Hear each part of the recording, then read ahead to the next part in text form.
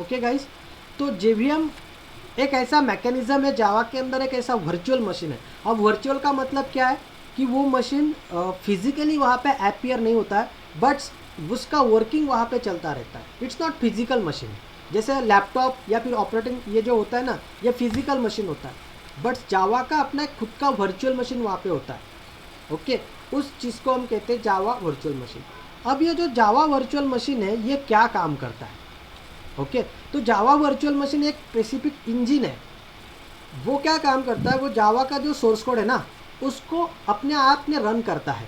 Source code की बात कर रहा हूँ मैं, बाइट कोड की नहीं बात कर रहा हूँ। सोर्स कोड जो आप टाइपिंग करने वाले हो आपका प्रोग्राम, वो सोर्स कोड पहले आपका JVM के अंदर, मतलब कंपाइलर के ज़रिए उसको JVM में रन करके, पहले JVM में रन होगा, फिर उसको जावा के कोड में कन्वर्ट किया जाएगा। ओके, अभी अगर हम बाकी लैंग्वेजेस की बात करें, बहुत सारे ऐसे लैंग्वेजेस हैं कि जो डायरेक्टली कंपाइलर का यूज़ करके जो आपका ऑपरेटिंग सिस्टम है उसके हिसाब से कोड बना के वहाँ पे ख़त्म करते हैं, बट जावा ऐसा नहीं करता है। जावा क्या करता है कि जो अपना सोर्स कोड है उसको कंपाइलर के ज़रिए, पहले कंपाइलर के ज़रिए उसको रन करता है बाइट कोड में, और फिर ये जो बाइट कोड है ना ये वर्चुअल मशीन के अंदर रन होता है।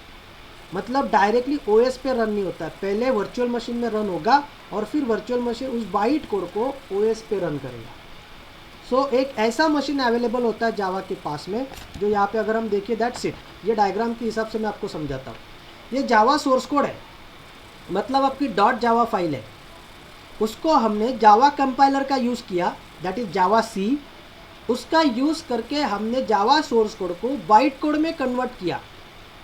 अब ये byte code directly operating system पे रन नहीं होगा, ये पहले JVM के अंदर रन होगा।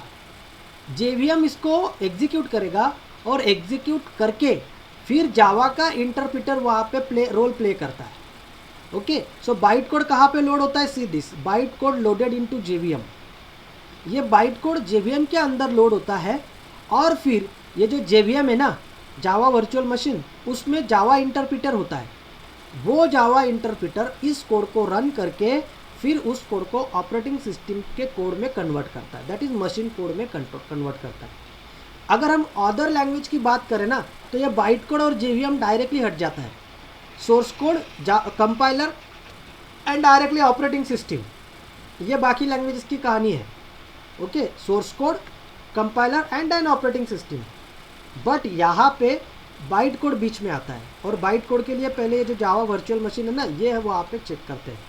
एक सिंपल बात मैं आपको अभी बताता हूँ, कोई भी प्रोडक्ट अगर हमने डेवलप किया और वो प्रोडक्ट डायरेक्टली हम कस्टमर को नहीं देते हैं, अगर वैसा हुआ तो हमारे प्रोडक्ट में अगर कुछ क्वेरीज है या फिर हमारा प्रोडक्ट काम कर रहा है कि नहीं कर रहा है, वो कस्टमर सारी चीज़ें जान जाएगा, और फिर हमारे प्रोडक्ट की जो वैल्यू वो कम होती है। तो before hand over this product to the customer, वहाँ पे हमारी एक टेस्टिंग टीम काम करती है कि एक प्रोडक्ट बनने के बाद पहले हमारी टेस्टिंग टीम उस प्रोडक्ट पर टेस्टिंग करेंगी, and if it is perfectly work then उसको कस्टमर को हैंड ओवर करेगी। सिमिलरली वो एग्जांपल यहाँ पे फिट बैठता है कि पहले जावा का सोर्स कोड खुद के मशीन में रन करके देखेंगे वो कि यार it is perfectly run and कोई प्रॉब्लम नहीं है, then it is transfer to the operating system, that is the work of JVM। ये होता है आपका JVM। तो JVM के वर्क्स जो मैंने आपको यहाँ पे बताए, सिमिलरली जो मैंने आपको एक्सप्लेन किया वही यहाँ पे रिटर्न में है कि हम जब कंपाइल करते हैं Java program, then byte code is generated, पहले बाइट कोड बनता है, and then this byte code is the source code that can be use to run on any platform. और ये बाइट कोड जो होता है वो किसी भी प्लेटफॉर्म पे रन होता है। So byte code is an intermediate language between Java source and the host system.